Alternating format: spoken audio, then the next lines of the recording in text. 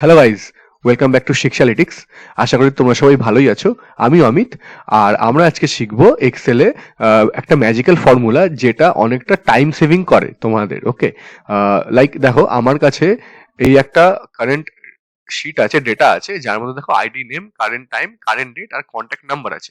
এবারে যদি কোনো নর্মাল ইউজার এটাকে ফিল আপ করতে চায়, তাহলে সে কি করবে? মানে তার ফার্স্টে আইডি দেবে, দেন নাম দেবে, then current time, current date and contact number enter করবে। ওকে, বাট যদি আমরা এরকম কিছু করতে পারি, লাইক দেখো এখানে কারেন্ট টাইম আর কারেন্ট ডেটটা তো ফিক্স আছে। ওকে, মানে এই মানে এখানে আবার বারবার লাইক এন্ট্রি করার দরকার নেই। যদি এরকম হয় যে নাম পুট করলেই কারেন্ট টাইম আর কারেন্ট ডেটটা এখানে চলে আসে, তাহলে সেটা খুবই বেশি টাইম সেভিং হবে।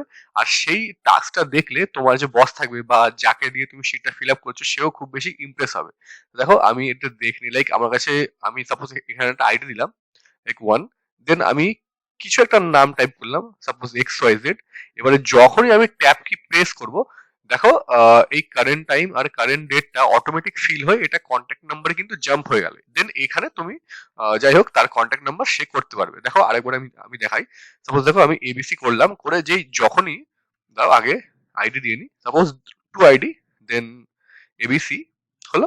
এবারে নেক্সট ট্যাবে যাওয়ার জন্য তো আমাদেরকে ট্যাব কি প্রেস করতে হয়। এবার ধরো যখন আমি ট্যাব কি প্রেস করলাম, কারেন্ট ডেট এন্ড কারেন্ট টাইমটা অটোমেটিক পুট হয়ে, মানে ওগুলো জাম্প হয়ে গিয়ে ডাইরেক্টলি কন্ট্যাক্ট নাম্বারে গিয়ে পড়লো। মানে যে ইউজার এই ফর্মটাকে ফিল আপ করবে বা এই শিটটাকে ফিল আপ করবে, তাকে কারেন্ট টাইম কারেন্ট ডেটকে ম্যানুয়ালি এন্টার করতে হবেই না, এটা অটোমেটিক্যালি পুট হবে। ইভেন এই কারেন্ট টাইম আর কারেন্ট ডেটের সেলটা লক আছে। ওকে, তো যে ইউজার থাকবে সে এই দুটো ট্যাবকে, সরি এই দুটো কলামকে অ্যাক্সেস করতে পারবে না। ওকে, তো আজকে আমরা এটাই শিখবো। তাহলে চলো গাইস, আজকের ভিডিওটা স্টার্ট করা যাক।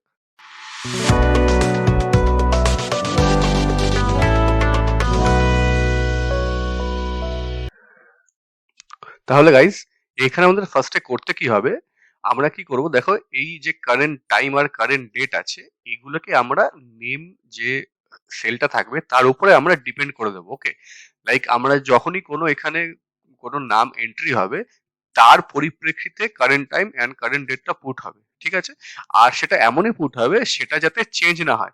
লাইক দেখো এর একটা খুব সিম্পল ফর্মুলা আছে, তোমরা হয়তো সবাই জানো, ইকুয়ালস টু নাও। তো আমরা যখন নাও করি, তখন এখানে ডেট এন্ড টাইম চলে আসে। এটা খুব একটা ইজি একটা ফর্মুলা, বাট দেখো আমি তোমাদেরকে এটা চেঞ্জ করে দেখাচ্ছি। আমরা যাব এখানে ফরম্যাট সেলে, আমি কোনো একটা সেকেন্ডস নিয়ে নেবো। ওকে, তো আমি গেলাম টাইমে, দেখো এখানে একটা সেকেন্ডস আছে, আমি এটাকে নিয়ে নিলাম। এবারে আমি যখনই এই পেজটাকে লাইক এই এক্সেল শিটটাকে রিফ্রেশ করবো বা আবার রি ওপেন করবো, দেখো আমি এখানে দেখাচ্ছি তোমার শিফট প্লাস F9 প্রেস করলে শিট রিলোড হয়। ওকে, মানে সরি রিফ্রেশ হয়। তো আমি যখন এটাকে করবো, দেখো টাইমটা চেঞ্জ হচ্ছে। ওকে, দেখো দেখো পার সেকেন্ড এই যে 25 আছে, তো দেখো লাস্টে দেখো 27 হয়ে গেল। আবার আমি রিফ্রেশ করলাম, দেখো 30 হয়ে গেল। তার মানে কি, এই নাও মানে যে ফর্মুলাটা আছে এটা চেঞ্জ হয়, বাট আমাদের এটা চাই না। আমাদের চাই আমরা যেই ফর্মুলাটা ওখানে পুট করব, যে ডেট এন্ড টাইমটা আমি পুট করব, তো সেটা যেন ফিক্স হয়ে থাকে। ওকে, সেটা যেন চেঞ্জ না হয়। তো আমাদেরকে সেটাই করতে হবে। তো তার জন্য চলো আমি এটাকে ডিলিট করে দিই। আমি করব এখানে ফর্মুলা এন্টার। চলো গাইস, তাহলে আমরা ফর্মুলাটা দেখে নিই যে ফর্মুলাটা কি, যেটা দিলে যে মানে আমি যে কারেন্ট টাইম বা কারেন্ট ডেটটা আসবে সেটা চেঞ্জ হবে না, সেটা আমি এক মানে সেখানে যেটা একবার যেটা পুট হবে সেটাই হয়ে থাকবে। ওকে, তাহলে দেখো এখানে আমি ফার্স্টে দেবো ইকুয়ালস টু, কোনো ফর্মুলা স্টার্ট করার জন্য ইকুয়ালস টু দিতে হয় অবভিয়াসলি। দেন আমরা দেবো ইফ। তাহলে এরপরে আমাদের ফার্স্টে কন্ডিশন কি হবে, যদি এই সেলটায় যদি ব্ল্যাঙ্ক না থাকে, মানে আমরা কিছু না কিছু ওখানে এন্ট্রি করেছি, ঠিক আছে, তাহলে এখানে নাও এর ফর্মুলা চলে আসে। ওকে, আর যদি কিছু না আসে থাকে, তাহলে সেলটা ব্ল্যাঙ্ক থাকে। ওকে, এটা আমরা হচ্ছে ফার্স্ট টেস্ট করব। দেখো তাহলে আমি প্যারেন্থেসিস ক্লোজ করলাম। ওকে, এন্টার প্রেস করলাম, দেখো সেল ব্ল্যাঙ্ক আছে। এবারে আমি যখন এখানে কিছু একটা নাম প্রেস করব, লাইক এক্স ওয়াই জেড, এখানে চলে আসবে একটা নাম্বার। এবারে তোমরা কি করবে, এই সেলটাকে পুরোটা, সরি এই কলামটাকে সিলেক্ট করবে, করে ফরম্যাট সেল যাবে, গিয়ে এখানে যেহেতু টাইম আছে, তো সুতরাং কোনো একটা টাইমে যেখানে সেকেন্ডস আছে, ওকে সেকেন্ড আছে, এটাকে আমি সিলেক্ট করলাম। দেখো দেন সেকেন্ডটা চলে এলো।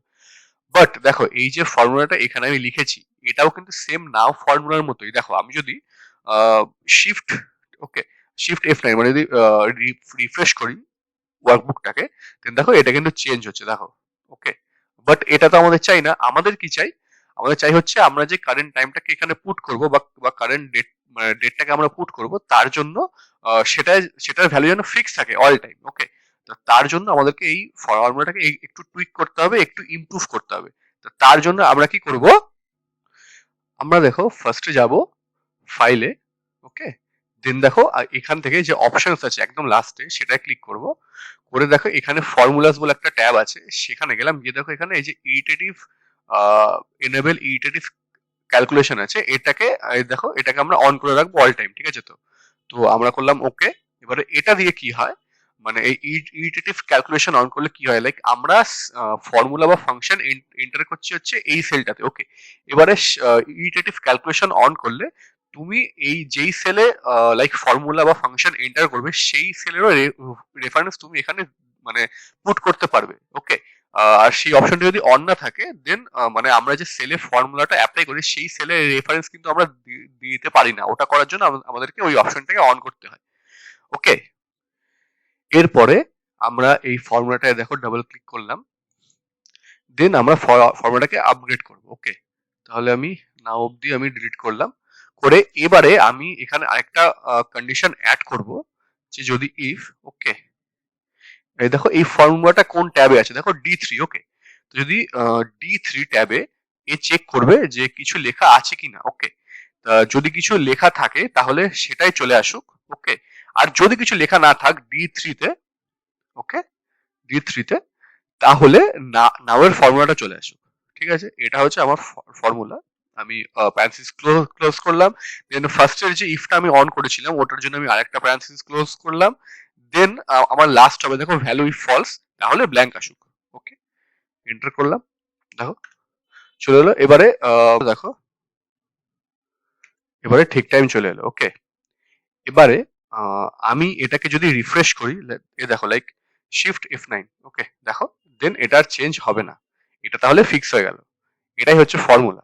ওকে, এবার এরপরে আমরা কি কি করব, আমরা সিম্পলি এই যে আমরা ফর্মুলাটা এখানে নোট ডাউন করেছি এটাকে সিম্পলি আমরা কপি করব, করে এই যে ডেট সেলটা আছে এখানে আমি পেস্ট করলাম। ওকে, তারপরে আমি এখানে যাব, এই পুরো সেলটাকে আমি ফার্স্টে গিয়ে এই D3টাকে মানে যে সেল রেফারেন্সে করা হয়েছে সেটা তো এখন ডেটে আছে, সেটাকে আমি চেঞ্জ করে লাইক নেমে দিয়ে দেবো, লাইক সেই যে দেখো C3-তে আমি এন্ট্রি করে দেবো। হয়ে গেল, এটা হয়ে গেল ফর্মুলা টুইক করা এখানে।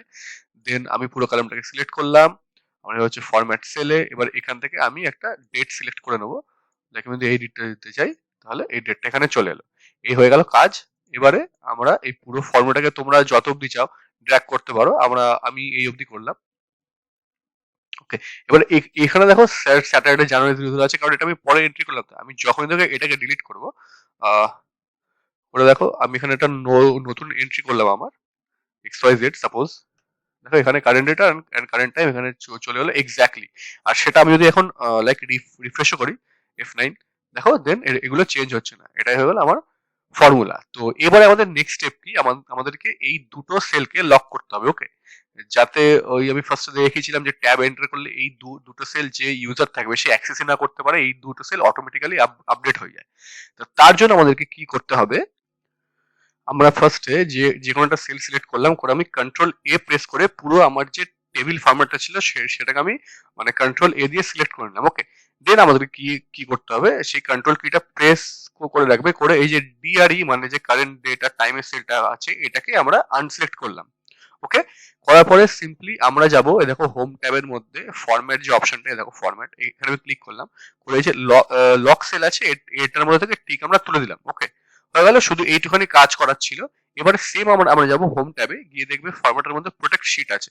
ওকে, ক্লিক করলাম এখানে। এবারে আমরা একটা ফর্মুলা সরি পাসওয়ার্ড দিয়ে এটাকে আমি প্রোটেক্ট করলাম। ওকে করলাম, দেখুন এবারে আসবে তোমার রি এন্টার, আমি আবার দিলাম, এন্টার করলাম, হয়ে গেল তোমার শিটটা প্রোটেক্ট।